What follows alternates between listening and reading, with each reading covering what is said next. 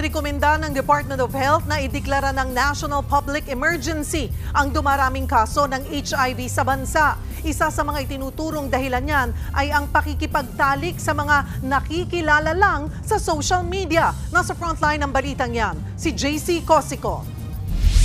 Patuloy ang pagtaas ng HIV cases sa Pilipinas. Mula January to March 2025, 57 HIV cases ang naitatala kada araw, mas mataas sa 37 cases sa parehong panahon noong isang taon.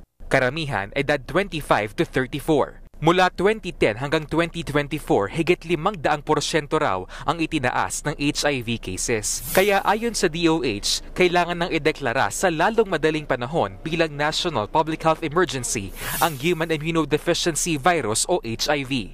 Kailangan na siya. 500, kailangan na siya. Nauna. Ayon sa DOH, nakaapekto ang social media sa pagsipa ng HIV cases. Dating, anonymous dating comes out on social media. There's a dark side in it. Tapos they end up doing more risky behavior. Nauna nang inirekomenda ng DOH kay Pangulong Bongbong Marcos ang National Public Health Emergency Declaration para sa HIV.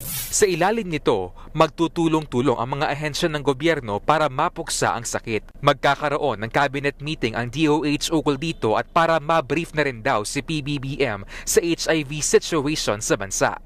Interested ng President. In the meantime, nagtatrabaho ang DOH. Even without that declaration, we have to act. Kanina, inilunsad ng DOH ang patient appointment system sa San Lazaro Hospital sa Maynila na isa sa mga pangunahing HIV treatment center sa Metro Manila. Layo ng sistema na pabilisin ang pag-schedule online ng consultation ng mga may HIV, pagre-refill na antiretroviral medications at counseling. Ma-access yan sa patientappointment.doh.gov.ph. Pabor naman dyan ang 17 taon ng pasyenteng si Rainier, lalo't hindi raw biro ang matagal na pagpila sa ospital para makakuha ng gamot. Kailangan mong pumila ng buong araw.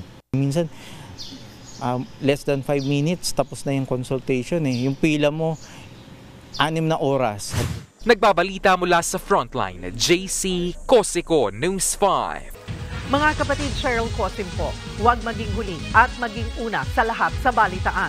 Para sa tuloy-tuloy na talakayan sa Frontline, mag-follow at mag-subscribe sa social media pages ng News 5.